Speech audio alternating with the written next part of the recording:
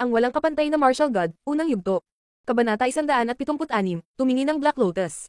Linfang kay Duan Wuya. Si Duan Wuya ang pangalawang prinsipe ng Imperial City. Siya ay may malambot at banayad na ugali. Mabait siya at mapagbigay sa ibang tao, hindi mayabang sa lahat. Siya ay easygoing at approachable. Kung ang mga tao ay kinakabahan at tensyonado, ang kanyang presensya ay agad na nagpatahimik sa mga tao. Si Duan Wuya ay tulad ng inilarawan sa kanya ni Duan Feng. Ibang-iba siya kay Duan Wu daw, ang prinsipe ng korona. Hindi talaga alam ni Lin Feng kung gaano kitigas ang korona ng prinsipe. Makapangyarihan ng lalaking iyon. Kinakausap ni Lin Feng ang kanyang sarili. Si Duan Wuya ay isang napakahalagang tao at siya ay napakalakas din ngunit sa parehong oras, siya ay mabait at madaling lapitan. Siya ay hindi kapanipaniwalang makapangyarihan at prestihiyoso. Tumingin si Duan Wuya sa entablado ng pakikipaglaban, ngumiti at sinabi. Sige, maaari kayong magpatuloy sa laban. Ako ang magiging referee. Bahagyang tumango si Lin Feng kay Duan Wuya. Tinulungan na rin ng pangalawang prinsipe si Lin Feng. Noong nakaraang pagkakataon, gumanap din siya bilang referee para sa kanyang laban sa Prisoner Arena. Tumingon si Lin Feng at tumingin kay Heimo. Nakapikit Heimo, walang kinalaman sa kanya ang nangyari kanina. Ang tanging layunin niya, sa sandaling iyon, ay patayin si Lin Feng at makakuha ng prestihiyo. Nais niyang patunayan sa lahat na hindi lamang sino man ang maaaring hamanin siya sa isang labanan. Sa sandaling iyon, binuksan ni Heimo ang kanyang mga mata. Isang malamig at malalim na liwanag ang pumuno sa kanyang mga mata. Minsan pa, nakita ni Lin Feng ang itim na apoy na nagninangas sa mga mata ni Heimo. Nagsimulang magpakawala si Lin Feng ng napakatalim na puwersa ng espada. Si Heimo ay isa sa nangungunang 10 disipulo ng Celestial Academy, hindi kayang maging pabaya ni Lin Feng. Nalampasan mo na ang ikalimang layer ng Ling Chi at ang lakas ng iyong espada ay napakalakas. Hindi katakataka na maaari mong patayin ang mga magsasaka sa ika-6 na layer ng Ling Chi ngunit kung iyon lang ang kaya mo, hindi ito sapat upang labanan ako. Suning, Ganglun at ang iba pa, kahit na nakalusot sila sa ika-6 na layer ng Ling Chi, talagang hindi nila ako kayang makipagkompetensya. Sobrang mayabang na sabi ni Heimo habang nakatitig kay Lin Feng. Umaasa din ako na kasing lakas ka ng sinasabi mo, malamig na sagot ni Lin Feng. Umaban siya ng isang hakbang at ang lakas ng kanyang espada ay naging mas malakas. Sige, susubukan kong tingnan kung talagang makakalaban mo ang isang tunay na malakas na cultivator na tulad ko. Nang matapos magsalita si Heimo, nakailang hakbang siya habang kumukutitap at nawala ang kanyang silhouette. Sa isang kisap mata, siya ay nasa harap ni Lin Feng at ang kanyang kamao ay nagmamadali sa hangin. Patungo kay Lin Feng, yelo at espada. Gumalaw ang palad ni Lin Feng. Siya ay naipon ng piercingly cold energy pati na rin ang sword energy sa kanyang kamay ng sabay. Boom! Nagulat si Lin Feng. Napatras ang kanyang katawan ng ilang dosenang hakbang. Halos marating na niya ang gilid ng fighting stage. Si Lin Feng ay mukhang naguguluhan. Binuksan niya ang kamay niya at tumingin sa palad niya. Sa gitna ng palad niya, may itim na marka na dulot ng apoy na chi. Napakasakit noon. Anong madilim na apoy chi, isip ni Lin Feng habang nanginginig. Nang bumangga ang kamao ng kalaban sa palad ng kanyang kamay, malinaw na naramdaman ni Lin Feng ang napakalaking apoy na chi. Ito ay ganap na masama. Hindi ito marahas o brutal kundi isang malagim na apoy na chi. Tulad ng inaasahan, si Heimo ay mas malakas kaysa kay Lin Feng. Nawala si Lin Feng sa isang pag-atake. Naisip ng karamihan nang makita nila ang pag-atake na iyon. Si Heimo ay hindi isa sa 10 pinakamahusay na magsasaka ng Celestial Academy ng walang bayad. Si Lin Feng ay sapat na malakas upang patayin ang iba pang mga cultivator ng ika-6 na layer ng Ling Chi ngunit sa harap ni Heimo, siya ay masyadong mahina. Parang hindi ka makakalaban sa akin. Hindi ka makatiis kahit isang pag-atake. Ngayon, tiyak na mamamatay ka, sabi ni Heimo sa mayabang na tono. Nalampasan mo na ang ika-6 na layer ng Ling Chi, ako ay nasa ika-5 layer ng Ling Chi lamang. Siyempre mas, malakas ang lakas sa likod ng mga suntok mo. Gayunpaman, eksperto ka sa paggamit ng apoy, ngunit eksperto ako sa paggamit ng mga espada. Ganap na nakalimutan ni Lin Feng ang tungkol sa pag-atake kanina na parang hindi mahalaga. Tumapit siya sa kanyang likuran at hinawakan ang kanyang mahabang espada. Sa sandaling iyon, ang kanyang enerhiya ay naging mas malakas. Tama, eksperto si Lin Feng sa paggamit ng mga espada. Ang kanyang cultivation level ay mas mahina kaysa sa Heimo, kung siya ay nakikipaglaban ng walang ingat, maaari itong maging lubhang mapanganib para sa kanya. Naiinip na naman ang mga tao. Kahit na iniisip nila na mas malakas si Heimo, hindi pa rin maaaring maging ganoon kaina si Lin Feng. Kung hindi, ang labanan na ito ay walang kabuluhan na panoorin. Halika dito. Walang pakialam na sabi ni Heimo habang nakatingin kay Lin Feng. Tumakad muli si Lin Feng pasulong. Ang lakas ng espada ni Lin Feng na pumuno sa kapaligiran, ay biglang bumalot sa katawan ni Heimo. Napakunot noo si Heimo, biglang, isang sakit ang sumalakay sa kanyang katawan, at siya ay hinihiwa ng matinding sword energy na pumapalibot sa kanyang katawan. Hindi nagmamadali si Lin Feng, dahan-dahan siyang naglalakad pasulong. Pagkatapos ng bawat hakbang niya, ang puwersa ng kanyang espada ay lalong tumitindi at lalong tumatalas. Malamig na ngumiti si Heimo. Itinas niya ang kanyang kamao at naglunsad ng napakalakas na suntok kay Lin Feng. Nakakamatay na espada. Ang espada ni Lin Feng ay lumipad sa hangin. Ang kanyang espada ay tumagos sa kapaligiran habang nagbubuga ng ingay na sipol. Ang lakas ng espada ay nakatutok sa dulo ng kanyang espada at dumiretso sa Heimo. Pagpuksa. Sigaw ni Heimo, isang itim na chi ang lumabas mula sa kanyang kamao at nagsimulang ubusin ang enerhiya ng espada. Kasabay nito, bumangga ito sa espada ni Lin Fang. Ang bolang apoy ay bumagsak sa espada ni Lin Fang at ang itim na apoy ay napatay. Hindi nagbago ang ekspresyon ni Lin Fang. Naglabas si Lin Fengdi ng napakalamig na chi mula sa kanyang katawan. Nang bumangga ang itim na apoy sa kanyang palad, nag-iwan ito ng maliit na sugat sa kanya. Gayunpaman sa pagkakataong ito kapag ginamit ang kanyang espada ay tila hindi nababagabag si Lin Fang. Pag-atake ng apoy, inilunsad ni Heimo ang kanyang kamao pasulong na may bagong pag-atake, dalawang itim na apoy ang dumiretso patungo kay Lin Fang. Malalang espada. Itinulak ni Lin Fang ang kanyang espada pasulong. Ang kanyang espadang chi ay mas matindi at naglalaman ng nakamamatay na chi. Ang lakas ng espada ni Lin Fang at ang itim na apoy ay parehong napupunit sa hangin habang sila ay nagbanggaan. Ang nakamamatay na chi ng espada ni Lin Fang ay sumalakay sa buong kapaligiran at napa-atras pa nito si Heimo. Ang sword mastery ni Lin Fang ay nagmukhang isang matagumpay na sword god. Nakuha ni Lin Fang ang kalamangan sa pag-ataking iyon. Tahimik na tumingin si Heimo kay Lin Fang at agad na nagsabi. Talagang mayroon kang mga kwalifikasyon upang lumaban sa akin, sapat ka ng malakas, ngunit ito ay simula pa lamang.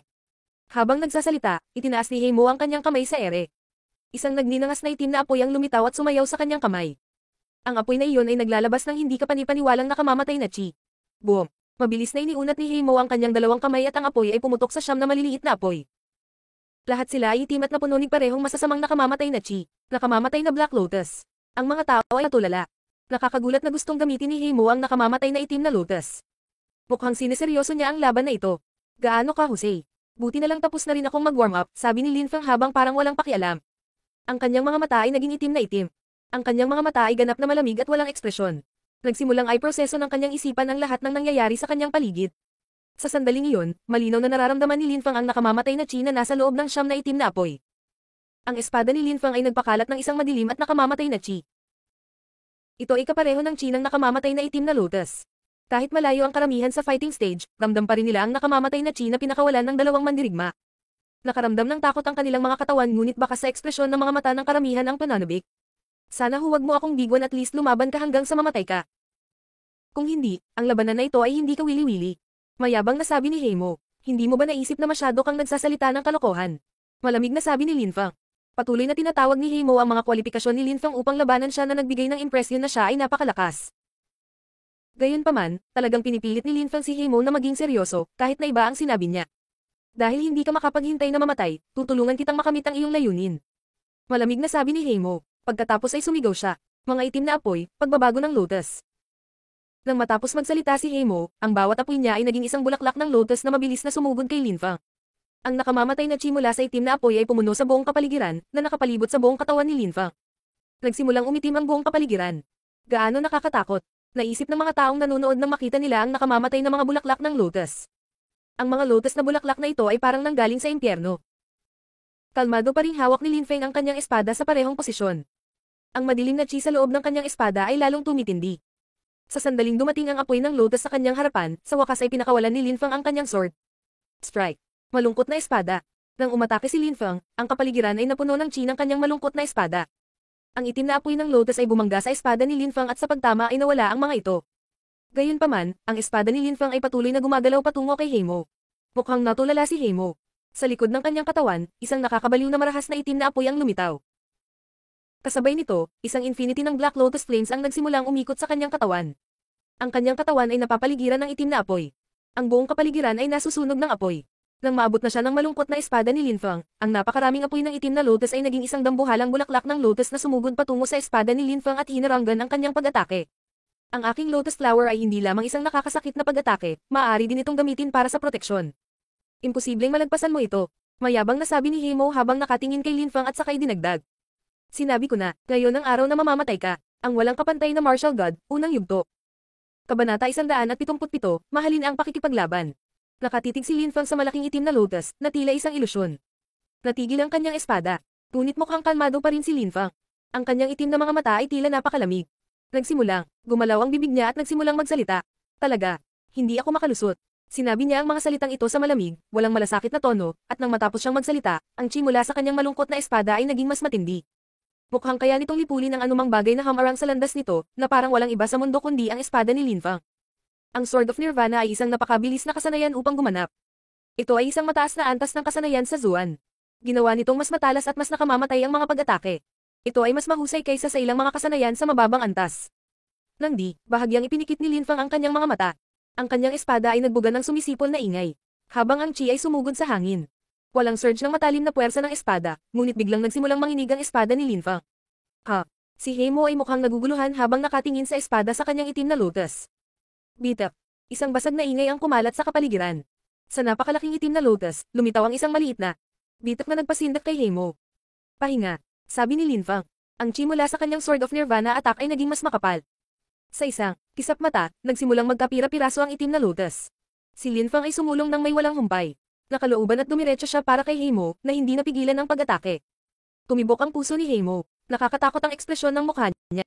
Siya ay naging hindi kapani-paniwalang mayabang kanina, ngunit sa sandaling iyon, siya, si Heimo, ay tila mas mahina kaysa kay Linfang. Hindi ko maiiwasan ang espadang iyon. Nakatingin si Heimo sa maringal na espadang iyon habang papalapit ito sa kanya. Alam niyang hindi niya maiiwasan ang pag-atake. Itinaas niya ang kanyang mga kamay at ang tila walang katapusang dami ng malamig na itim na apoy ay lumabas sa kanyang mga palad. Ang maliit na apoy ng lotus ay pinagsama sa isang lotus at lumipat patungo kay Linfang. Boom! Nagbanggaan ang espada at ang itim na lotus. Ang puting ningning ng espada at ang itim na lotus ay naghahalo sa loob ng kapaligiran. Ang nakamamatay na chi ay gamulong sa lupa ng fighting stage. Ang yugto ng labanan ay ganap na natatakpan ng isang nakakatakot na nakamamatay na chi. Sina Heimo at Linfang ay nasa kanilang orihinal na lokasyon, hindi gumagalaw. Ang mga tao ay namangha.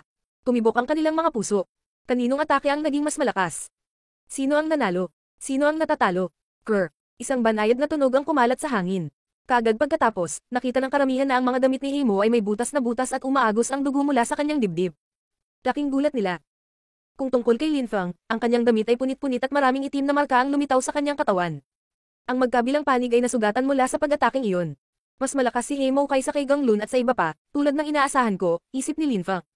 Ilang sandali bago, alam ni Heimo na hindi niya maiiwasan ang malungkot na espada ni Linfang kaya hindi na niya sinubukan. Hindi rin siya nataranta, na isang mahalagang kasanayan sa pakikipaglaban. Sa halip, inatake niya si Linfang kaya nasugatan ang magkabilang panig. Nanatiling hindi kumikibo at tahimik si Heimo saglit habang nakatitig kay Linfang. Tapos tumingin siya sa dibdib niya. Inaamin ko na minamaliit kita. Talagang kwalipikado kang lumaban sa akin, at kailangan kong gamitin ang lahat ng lakas ko para talunin ka. Si Heimo ay nagsasalita sa malamig na tono. Nagulat ang karamihan. Si Heimo, kanina, ay nagpakita ng matinding lakas. Gaano kitakat kung lalaban siya ng buong lakas? Isang liwanag ang sumilay sa mga mata ni Linfang. Tumingin siya kay Heimo at malamig na sinabi.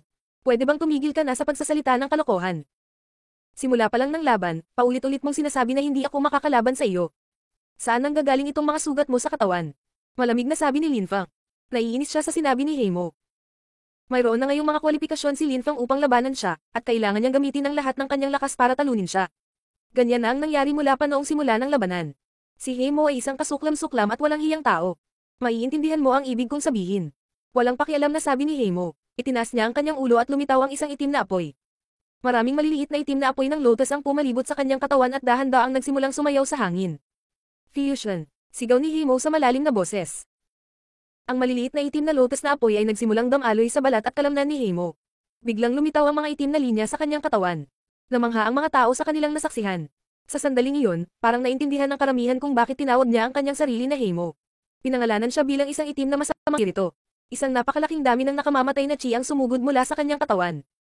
Hindi makapaniwala ang mga tao sa kanilang mga mata. Sa sandaling iyon, ang buong katawan ni Heimo ay tila isang malaking nakamamatay na itim na apoy. Nakakatakot ang chi na iyon.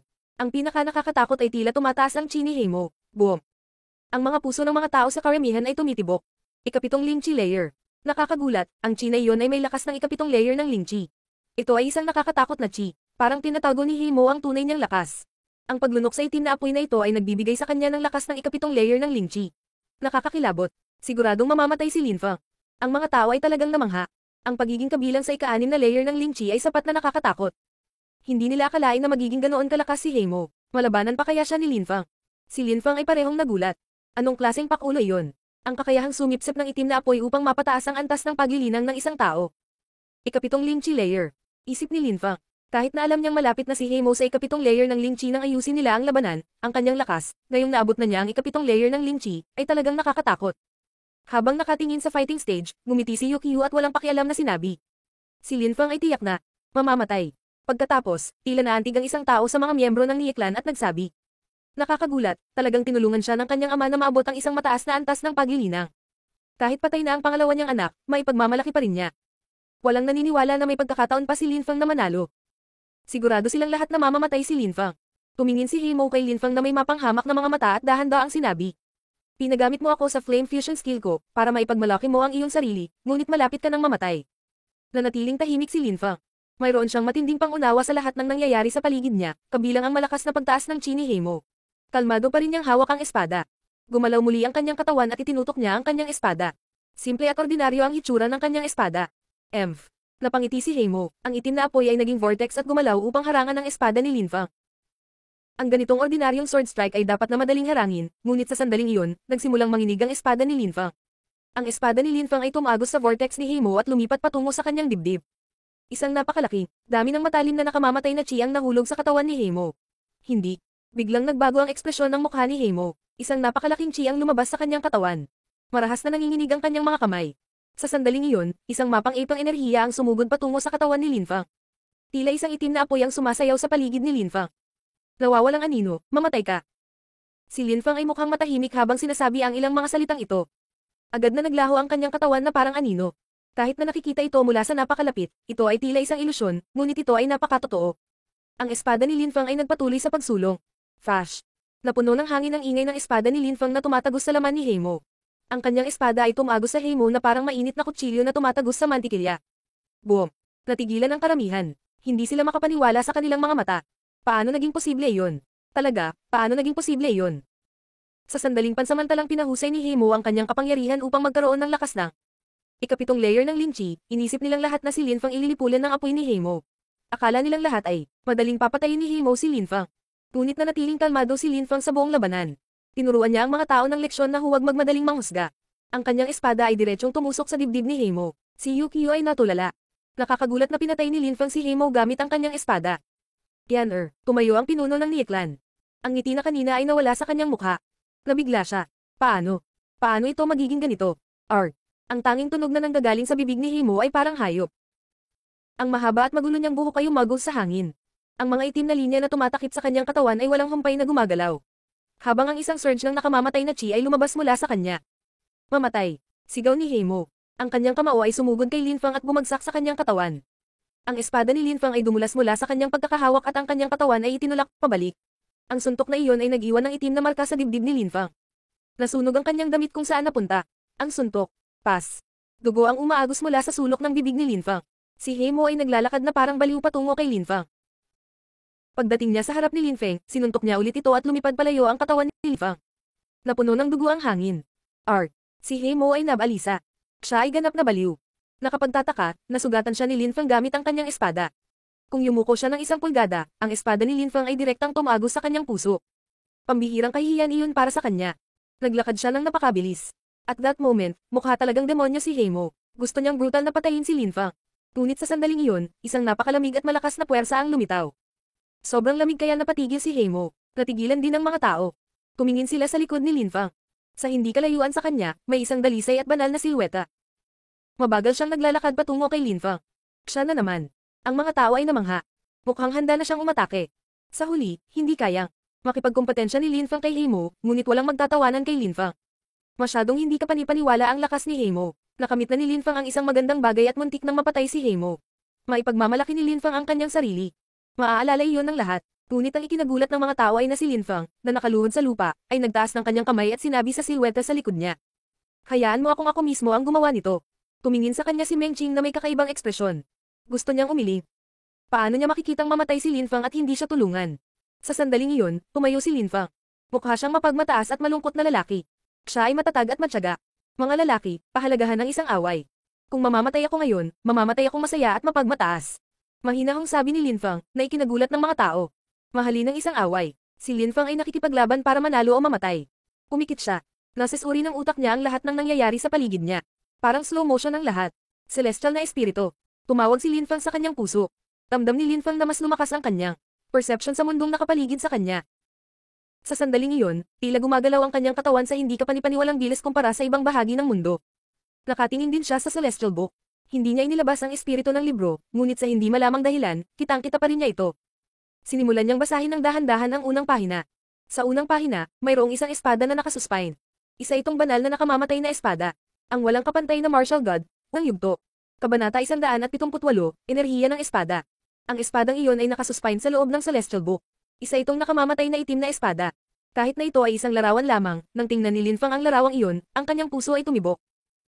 Nagbigay ito ng pakiramdam ng pagmamalaki at katahimikan. Ang espada na iyon ay maaaring lipulin ng lahat at ang enerhiya nito ay marilag. Tila walang makakapidya sa espadang iyon na parabang kayang lipulin ng espadang iyon ang lahat ng nilikha. Hindi kailanman naisip ni Linfang na ang isang larawan ay makapagpapatibok ng kanyang puso tulad nito. Tila ang espadang iyon ay nilikha para sa tanging layunin ng pagkawasak. Kung makokontrol ko ang enerhiya ng ilusyon ng espada na iyon, maaari kong sirain ang anumang bagay sa aking landas. Kailangan kong sumanib sa espadang iyon. Ako ay magiging espada at ang espada ay magiging ako. Isip ni Linfang.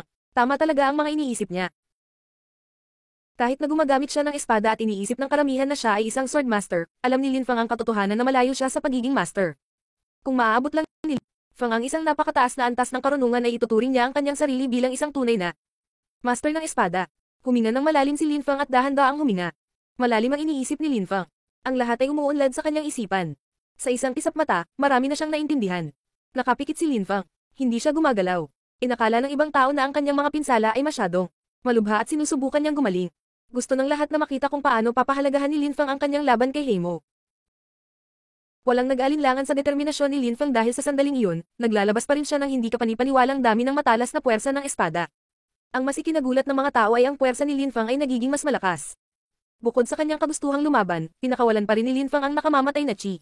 Gaano kitigas, gaano kamatyaga. Ang mga tao ay namangha. Kahit na sa ganitong mga kondisyon, determinado pa rin si Linfang na lumaban. Tunit sa sandaling iyon, sa viewing platform, si Yukio at ang pinuno ng Nieklan ay namangha rin. Pareho sila kasimangot. Paanong naging ganoon kalakas si Linfang at tila lumalakas ang kanyang lakas? Paano niya naaabot ang ganoong lakas? Maging ang kanyang nakamamatay na chi ay lumakas at lumakas. Siya ay nagkokontrol ng purong enerhiya. Biglang may naisip silang dalawa. Natulala sila. Kinokontrol ni Linfang ang enerhiya.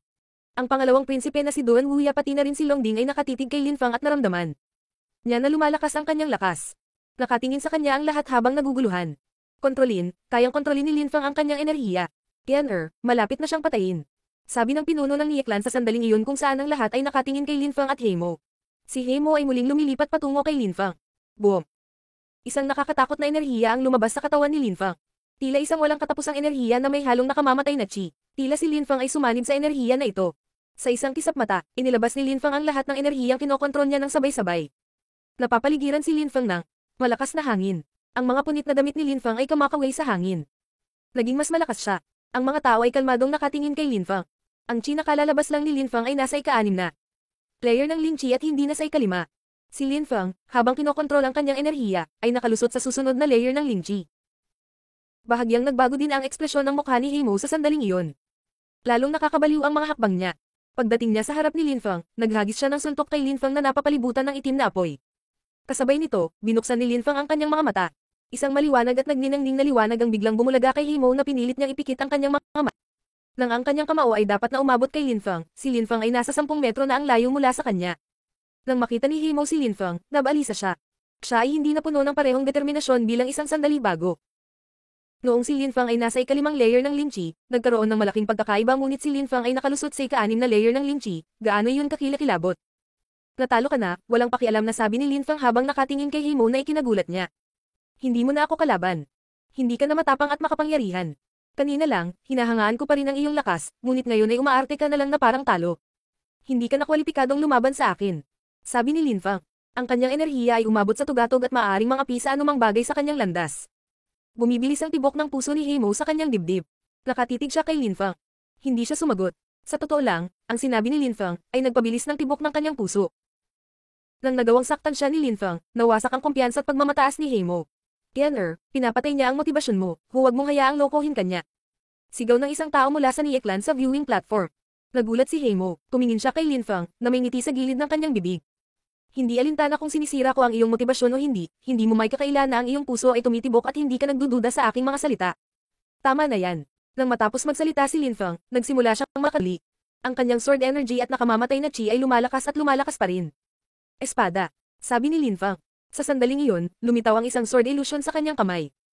Nakasuspine ito at itim na itim. Iyon ang espada mula sa larawan. Enerhiya ng espada. Ang mga tao ay namangha. Paano naging posible iyon? Maaari ding gumamit si Linfang ng sword energy. Tanging ang mga cultivator ng Zuan Chi layer ang maaaring gumamit ng purong enerhiya sa pag-atake. Iyon ang isa sa mga tool ng Zuan Chi layer para patayin ang kanilang mga kaaway. Kahit na nakapasok na si Lin Fang sa ika-6 na layer ng Ling Chi, paano niya magagamit ang enerhiya? Mali, hindi puro energy control yan. Isa itong kasanayan. O sa madaling salita, kinokontrol niya ang lakas ng espada gamit ang sarili niyang kalooban. Naunawaan ng ilang tao sa platform ng panonood na napakalakas kung ano ang nangyayari. Natulala rin sila. Kahit hindi puro energy, nakakatakot pa rin. Umaasa sa sarili niyang control sa halip na sa kanyang espiritu, nakakagulat na nagawa ni Lin Fang na magpakita ng isang sword illusion. Ang kanyang sword illusion ay naglalabas pa ng nakamamatay na chi. Kung balang araw, magagamit ni Lin Fang ang tunay na purong enerhiya, ang kanyang lakas ay magiging lubhang nakakatakot. Pagkatapos siya ay magiging isang tunay na maharlikang figure. Alam din ni Lin Fang ang kanyang mga kahinaan. Umaasa sa control, nagawa niyang gamitin ang sword illusion na nasa Celestial Book ngunit tulad ng dati, hindi sapat ang kanyang lakas at control. Isang ilaw ang kumislap. Hinubad ni Lin Fang ang kanyang malambot na espada na nakapalibot sa kanyang baywang. Ang kanyang malambot na espada at ang ilusyon ng espada ay pinagsama. Ang lakas ng espada ni Lin Fang at ang nakamamatay na chi ay sumalakay sa buong kapaligiran. Heimo, magtatapos ito sa isang sword strike. Sabi ni Lin Fang. Kumislap ang kanyang katawan at nag-transform siya bilang anino. Naglalaho ang kasanayan ng anino. Mula sa platform ng panonood, hindi malinaw na nakikita ng mga tao kung ano ang nangyayari. Isang espada lang ang nakikita nila na naglalabas ng nakakatakot na enerhiya. Matindi ang titig ni Heimo sa espada. Ang espadang iyon ay hindi kasing ningning o kasing simple ng espada na nakasugat sa kanya kanina ngunit alam niyang ang lakas ng pag-atake ay napakalaki. Ang enerhiya sa loob pati na rin ang nakamamatay na chi sa paligid nito ay mas malakas. Ang espadang iyon ay resulta ng kombinasyon ng naglalaho na kasanayan sa anino at pagkontrol sa enerhiya ng espada. Nang tingnan ni Heimo ang espada, nagkaroon siya ng impresyon na ito ay isang normal na espada. Gayunpaman, nang malapit na itong maabot, nagsimula itong lumiwanag at dumiretso sa kanyang puso. Itim na lotus. Sumigaw si Heimo ng napakalakas habang ginagamit ang kanyang espiritu. Isang napakalaking itim na lotus ang lumitaw sa kanyang harapan at humarang sa daan. Gayunpaman, nang dumating ang espada ni Lin Fang sa harap ng itim na lotus, diretso itong tumusok dito. Ang espadang iyon ay nakatadhana kay Heimo. Mukhang hindi ito maganda. Nasa panganib si Yan sabi ng pinuno ng Lieklan nang makita niya ang espada ni Lin Fang. Tumayo siya at agad na tumakbo patungo sa fighting stage. Isang brutal at mapang-ipang chi ang bumagsak sa katawan ni Lin Fang. Isinasaalang-alang ang kanyang lakas, naunawaan niya kung gaano kakilakilabot ang pag-atake ng espada ni Lin Fang. Hindi ako kasali, hindi ka rin pwedeng makisali. Habang nakikisali ang pinuno ng Lieklan, naglabas si Meng Qing ng ilang nagyayelong puwersa ng yelo na dumiretso patungo sa pinuno ng Lieklan. Nagbago ng husto ang ekspresyon ng mukha niya. Nasa panganib si Yan Anak, tumigil ka. Sa sandaling iyon, habang ang espada ni Lin Fang ay tumutusok sa itim na lotus, isang malakas na boses ang umalangaw sa kanyang mga tainga na nagpabilis ng kanyang tibok ng puso. Ang walang kapantay na Martial God, unang yugto. Kabanata 179, Death Ploy. Sound attack. Nanginginig ang kaluluwa ni Lin Fang. Hawak pa rin ni Lin Fang ang kanyang espada, ngunit tila hindi na ito makagalaw pa. Bukod sa ilalim ng presyon ng malakas na pag-atake ng tunog na iyon, hindi maigalaw ni Lin Fang ang kanyang katawan sa isang maikling sandali. Paanong ang gayong pagsasanib ng nakamamatay na enerhiya ay mapipigilan ng ganoon kadali? Ang kalaban ni Lin Fang na si Heimo ay maaaring gumamit ng trick para makuha ang lakas ng ikapitong layer ng chi. Napakalakas niya, ngunit hindi niya mapigilan ang pag-ataking iyon. Ang mga itim na linya sa katawan ni Heimo ay nagsimulang umikot sa nakakabaliw na paraan. Ang kanyang katawan ay naglabas ng nakakatakot na nakamamatay na chi. Boom! Sumabog si Fluffy. Nag-vibrate ang buong atmosphere. Ang espada ni Lin Fang ay tumagos sa katawan ni Heimo, ngunit nag-iwan lamang ng kaunting bakas ng dugo. Pagkatapos ay natangay ang katawan ni Lin Fang ng malupit na pag-atake ni Heimo. Ang ingay ng katawan ni Lin Fang na bumagsak sa lupa ay kumalat sa hangin. Umaagos ang dugo mula sa sulok ng kanyang bibig.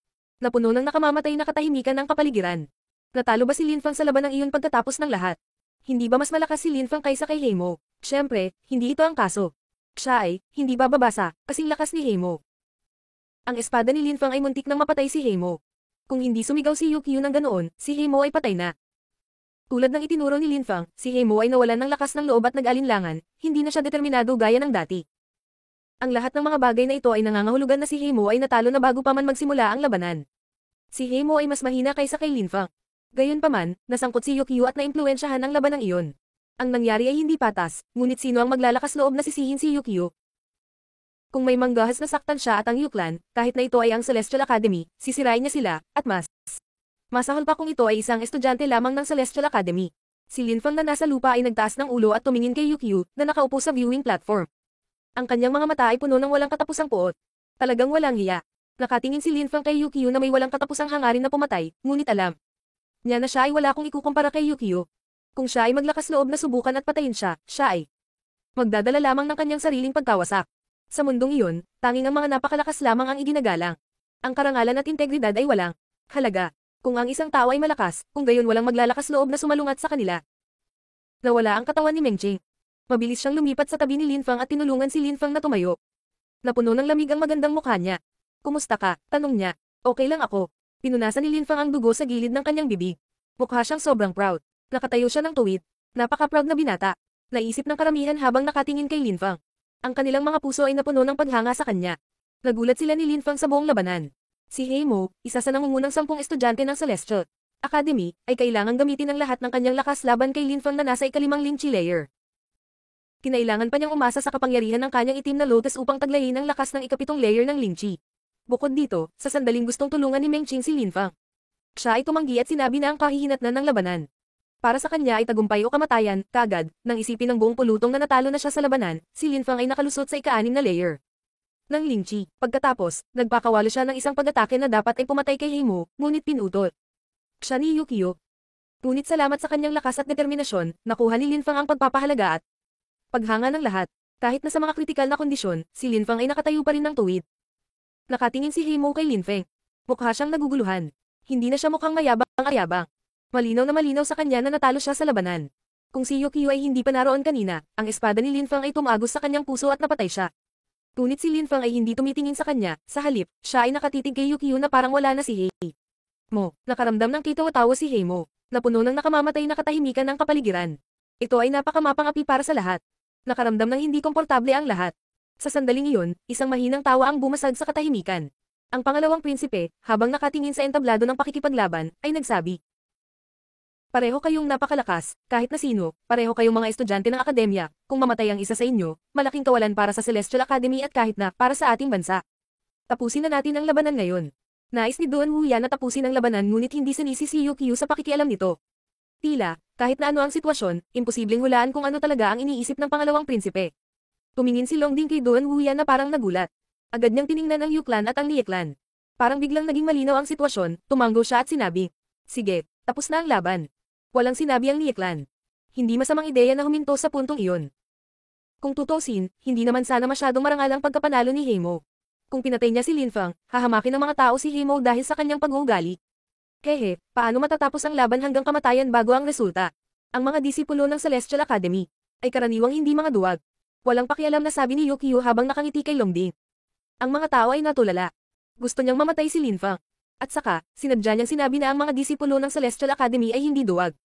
Gusto niya, galitin si Longding. Anong masamang tao? Sinaktan siya ni Lin Fang kaya gagawin ni Yukio ang lahat upang subukan at lumikha ng mga paghihirap para kay Lin Fang. Gusto niyang mamatay si Lin Fang at wala siyang pakialam sa pagpapawala ng mukha sa kanyang kataas-taasang prinsipe ng korona dahil dito. Si Yukio ay miyembro ng Yuklan, halatang mayabang siya. Nakatitig si Longding kay Yukio. May gusto siyang sabihin pero hindi niya ibinuka ang bibig. Isang malamig at hiwalay na boses lang ang narinig niya. Siyempre, ang mga tao ng Celestial Academy ay hindi duwag, hindi katulad ng mga miyembro ng Yuklan. Ang taong nagsabi ng mga salitang ito ay halatang si Lin Fang. Panay ang tingin niya kay Yukio. Siya ay malamig at walang pakialam na nagbigay ng impresyon sa lahat na siya ay baliw. Nakakagulat na naglakasloob pa rin siyang insultuhan si Yukio. Baka gusto na talaga niyang mamatay. Hindi nila inisip ang katotohanan na gusto na ni Yukio ang buhay ni Lin Fang. Kahit na si Lin Fang ay nagudyok at nasaktan muli, hindi na ito mahalaga. Maging ang mga patay na tao ay naglakas loob na magsabi ng mga nakakabaliw na bagay. Bahagyang lumiit ang mga mag-aaral ni Yukio na nagsiwalat ng mga intensyon sa pagpatay. Tumingin siya kay Lin Fang at nagsabi, "Kailan nagkaroon ng mga duwag ang aking angkan, ang Yuklan? Ano ang nagbibigay sa iyo ng karapatang magsalita ng ganito? Wala akong karapatang magsalita ng ganyan." Malamig na ngumiti si Lin Fang, naglakad pasulong at nagsabi, "Gusto kong tanungin ka, gaano kalakas ang Yuklan? At ang mga kabataang miyembro nito, gaano sila kalakas? Ang Yuklan ay tinatakot ang lahat sa Imperial City. Madali nitong lipulin ang Celestial Academy. At tatanungin mo ako kung gaano tayo kalakas." Tinisya ni Yukio bago idinagdag. Bukod dito, tungkol sa kabataang henerasyon, syempre, lahat sila ay mga higanti sa mga kalalakihan. Napakalakas nila, mga higanti sa mga lalaki. Walang hiya ka talaga. Hindi ko alam na isang grupo ng mga hamak ang maaaring ituring na mga higanti sa mga kalalakihan. Habang nagsasalita, malamig na nakangiti si Lin Fang. Lalong nagalit si Yukio. Hindi pinansin ni Lin Fang ang kanyang ekspresyon sa mukha at itinuro ang dalawang binata na nakatayo sa kanyang gilid. He then said, "Itong dalawa, mas matanda sa akin. Hinahamon ko silang dalawa sa labanan hanggang kamatayan. Kung ang mga batang disipulo ng Yuklan ay higanti sa mga kalalakihan, lalaban sila." Ang dalawang binata sa gilid ni Yukio ay natulala. Panay ang tingin nila kay Linfang. Siya ay nakakagulat na ng ahas ng walang patid na pukawin ng mga ito. Ang dalawang binata na ito ay hindi kasing lakas ni Linfang. Nakita nila kung paano muntik nang mapatay ni Linfang si Heimo. Paano nila tatanggapin ang hamon na iyon? Hindi inakala ni Yukio na gagawa rin ng ganoong hakbang si Linfang. Isang liwanag ang sumilay sa kanyang mga mata na nagpapakita ng kanyang kawalan ng katiyakan. Kagad pagkatapos, ngumiti siya at sinabi, "Hindi mo maaaring hamanin ang mga miyembro ng Yuklan ayon sa gusto mo." Duwag.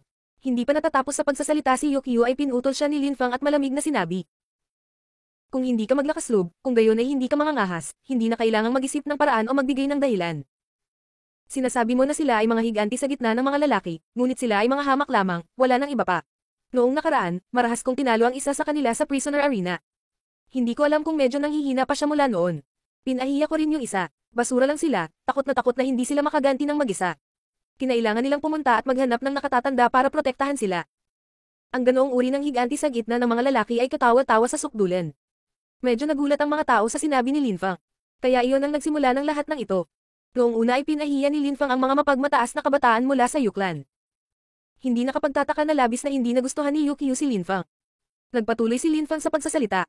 "Ngunit kapag nakita kita, naiisip ko na ang mga junior at ang mga nakatatanda ng Yuklan ay malamang na pareho. Sa makatuwid, hindi ako gaanong nagulat sa iyong kaduwagan at kawalang hiyaan. At nangangahas ka pa ring isipin na ikaw ay mas mahusay kaysa sa iba. Sa katunayan, gusto kong magtanong sa iyo, lahat ba ng miyembro ng Yuklan ay napakawalan Jia?" Ang mga salita ni Linfang ay nagulat sa mga tao sa karamihan. Nakatitig si Yukio kay Linfang habang lumalakas ang layunin ng pagpatay sa kanyang mukha. Ganyan kawalan Jia at walang pakundangan na angkan, naglulunsad ng mga sorpresang pag-atake sa ibang tao at hindi man lang inaamin ito. At bukod sa ikaw ay lubos na nasisiyahan at ipinagmamalaki ang iyong sarili. Nakakagulat, naglakas loob kang umupo sa platform ng panonood para sa mga taong may mataas na katayuan. Anong lakas ng loob? Parang hindi naiintindihan ni Linfang kung gaano galit si Yukio, nagpatuloy si Linfang sa pagsasalita. Ang walang kapantay na martial god, unang yugto. Kabanata 180. Pressure. Hehe. Si Yukio ay masamang nakatingin kay Linfang. Nag-aapoy siya sa galit at pulang-pulang mukha niya.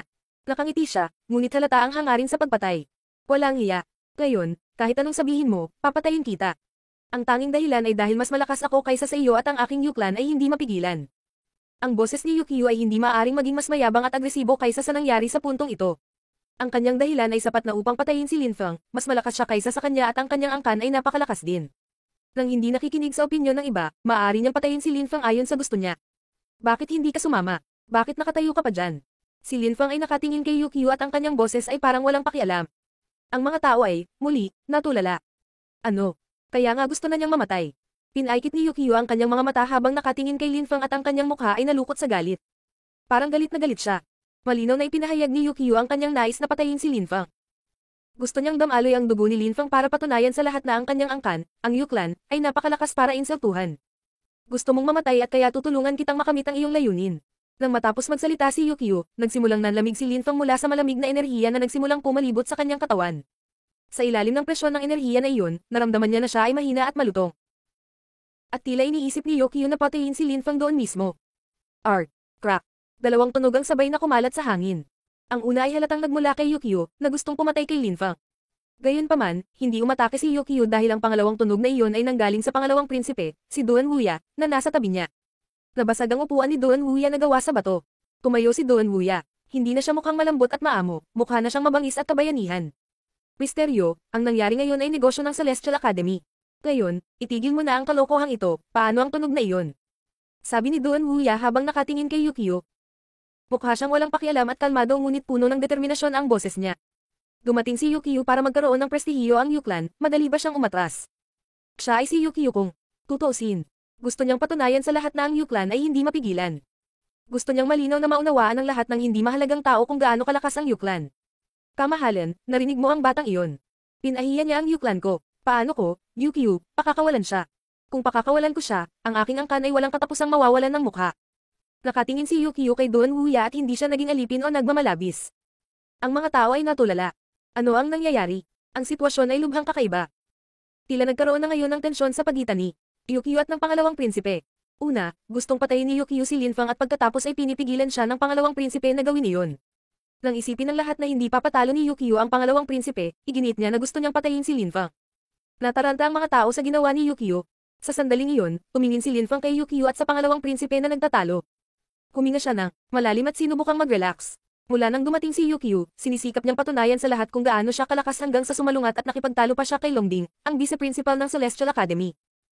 Kahit na wala pa si Linfang sa simula, pagkarating niya, pinapahiya pa rin ni Yukio ang Celestial Academy hanggang sa nagbanta pa. Siyang wawasakin ito. Tila walang bawal para kay Yukio, pakiramdam niya ay kaya niyang kumilos sa anumang paraan na gusto niya at sabihin ang anumang gusto niya. Naglakas loob pa siyang hadlangan ang laban ni Linfang at Heimo. Tila patuloy, niyang sinusubukang patunayan kung gaano kalakas ang Yuklan. Ang mga patakaran ay hindi mahalaga sa kanya. Bakit ganoon ang kinikilos ni Yukio? Sa pamamagitan ng pagpapakita ng kanyang lakas at hindi pagpapalam kay Linfang. Patunayan niya sa lahat, na ang Yuklan ang pinakaprestihiyoso at marangal sa lahat ng mga angkan at sekta. Maging si Longding ay nanatiling tahimik nang magbanta si Yukio na lipulin ang Celestial Academy, na parabang hindi niya kakayanin ang responsibilidad na makisali. Nakikita ng lahat na medyo solid ang pagkakaibigan ni Longding at Duan Wuya. Gayunpaman, kahit na ang pangalawang prinsipe at ang relasyon ni Yukio ay tila isang magalang na kalikasan. Mahirap pa rin maunawaan ang kanilang misteryosong relasyon. Nakilala na ni Linfang si Duan Wuya. Si Duan Wuya ay kumilos bilang referee para sa isa sa kanyang mga laban. Ang resulta ay ang isa sa mga miyembro ng Yuklan, na isang estudyante sa Holy Courtyard ng Zuyu, ay napahiya at nawala ang kanyang Demonic Fire Lion. Nahulaan ni Linfang na si Duan Wuya at ang Yuklan ay hindi nagpapanatili ng magandang relasyon. Tila napakalinaw sa sandaling ito na walang magandang relasyon sa pagitan nila. Gustong protektahan ni Duan Wuya si Linfang ngunit gusto talaga ni Yukio na patayin si Linfang, hanggang sa wala na siyang pakialam na mawala ang mukha ni Duan Wuya. Hindi alam ni Linfang kung ano talaga ang pangunahing motibo ni Yukio. Ngunit may mas matapang na pag-iisip si Linfang. Naisip niya na ang pangalawang prinsipe, si Duan Wuya, ay ang taong pinanggalingan ng Celestial Academy, siya ang punong guro na hindi nagpakita. Alam ng lahat na ang isang institute tulad ng Celestial Academy ay maaari lamang itatag ng isang makapangyarihang tao at marahil ay kabilang pa ito sa Imperial Clan. Bukod pa rito, sa araw na iyon, si Duan Wuya ay lumitaw sa isang kritikal na sandali para sa akademya, na naging dahilan upang magkaroon si Linfang ng mapangahas na pag-iisip na si Duan Wuya ay marahil ang taong nagtatag ng Celestial Academy. Tiyak na alam ni Yukio ang tungkol dito, ngunit wala pa ring pakialam sa pagbabanta na wawasakin ng Celestial Academy sa harap ni Duan Wuya. Si Linfang ay nagsusugal mula pa noong una sa katotohanan na si Duan Wuya ay may koneksyon sa Celestial Academy. Pinipilit ni Linfang si Yukio, na gustong pumatay sa kanya, ngunit pinipilit din niya si Duan Wuya na kumilos. Gusto niyang makita kung panoorin siya ni Duan Wuya na mamatay. Pinagsusugal niya ang buhay niya na nakataya. Pupusta siya sa katotohanang lalala ang relasyon ni Duan Wuya at Yukio dahil sa kanya at hindi na nila mapanatili ang hitsura. Kung tama ang hula ni Linfang, si Duan Wuya talaga ang lumikha at punong guro ng Celestial Academy. Kung pinatay ni Yukio si Linfang, ang kanyang layunin na gawing prestihiyoso ang Yuklan ay matutupad. Tama ang mga haka-haka ni Linfang hanggang ngayon ay kinakaharap ni Duan Wuya si Yukio. Kung talagang naintindihan niya ang background ni Duan Wuya, hindi makikita ng huli ang pagkamatay ni Linfang. Sa katunayan, nakikisali na si Duan Wuya, nabasag na niya ang kanyang upuang bato ngunit patuloy na iginiit ni Yukio. Nang marinig ni Duan Wuya ang mga salita ni Yukio, mukha siyang walang ekspresyon. Kaagad pagkatapos, tumigil siya sa pagsasalita, dahan-daang tumalikod at bumaba sa hagdan ng viewing platform. Pagkatapos ay, umalis na siya at habang papaalis ay may pinagmamalaki at marilag na pangungusap. Yukio, subukan at patayin siya, pagkatapos ay tingnan kung ano ang mangyayari. Subukan at patayin siya, pagkatapos ay tingnan kung ano ang mangyayari. Iyon ay isang napakasimpleng pangungusap na may malinaw na kahulugan. Nang matapos magsalita si Duan Wuya, aalis na siya. Ang pinaka-nakakatakot ay umalis siya kaagad pagkatapos niyang magsalita. Maaaring, subukan ni Yukio na patayin si Linfang, ngunit ano ang mangyayari sa kanya? Anong malakas na pamamaraan? Isip ni Linfang. Nakatingin si Linfang sa silwete ni Duan Wuya habang naglaho ito. Napaka-misteryoso niya. Ang lahat ng problema ay nasa kamay ni Yukio, siya rin ang may pagpipilian. Sa sandaling iyon, matigas ang ekspresyon ng mukha ni Yukio. Kung nandoon pa si Duan Wuya, maayang ipagmatuwid ang kanyang sarili, ngunit ngayong umalis na si Duan Wuya, hindi na niya maaaring ipaglaban ang kanyang panig. Maaari lamang niyang piliin kung gusto niyang patayin si Linfang o hindi. Matapos maglakbay ng maikling panahon, dumating si Duan Wuya sa isang pribadong mansyon niya na nasa loob ng teritoryo ng Celestial Academy. Isang silhouette ang biglang lumitaw sa likod niya. Ito ay isang itim na silhouette. Nakita na ni Linfang ang lalaking iyon sa itim na damit noong una siyang dumating sa panlabas na bahagi ng Imperial City sa restaurant ng Qingzin. Nanshan, ano sa tingin mo? Tanong ni Duan Wuya na mukhang kalmado. Kamahalan, ang paglipat ni Yukio ay isang 3-in-1. Magkakaroon siya ng prestihiyo, masisira ang reputasyon ng Celestial Academy at lalong lumala ang opinyon ng Nieclan tungkol sa iyo. Mahinahon at walang pakialam na sagot ni Nanshan. Halatang pinag-uusapan niya ang opinyon ng Nieclan matapos kumilos si Duan Wuya bilang referee. Malamang na tumaas ang pagpapahalaga ng Nieclan para kay Yukio. Bukod dito, pinalala rin ito ang relasyon ng Nieclan at Duan Wuya. Iyon ay isang napakalakas na pamamaraan. Alam ko, kailangan ko ang iyong opinyon, ano ang tingin mo kay Linfang? Walang pakialam na sabi ni Duan Wuya. Nagulat si Nanshan. Sumilay sa kanyang mga mata ang ekspresyon ng kawalan ng katiyakan. Siya ay isang walang kapantay na henyo. Sagot ni Nanshan na parang walang pakialam. Saglit siyang nawala sa pag-iisip. Pagkaraan ng ilang sandali, gumalaw muli ang kanyang bibig at sinabi niya. Ngayon, hinarap niya si Yukio. Dahil sa galit niya, okay lang, ngunit kung gagawin niya ang lahat pagkatapos maunawaan ang iyong katayuan, talagang nakakatakot iyon. Kehe, syempre, pangalawang dahilan. Kung ginawa niya iyon dahil sa galit, talagang madidismaya ako. Sinabi ni Duan Wuya, sigurado ka ba sa nangyari sa araw iyon? Oo, sigurado ako na ang babae ang nasa tabi ni Linfang. Tumanggo si Nanshan, isang cultivator ng Zuan Chi layer. Nakakalungkot na hindi na natin hahayaang sundan ng sinuman si Linfang. Nang matapos magsalita si Duan Wuya, nagsimula siyang maglakad ng mabilis at nawala ang kanyang siluet.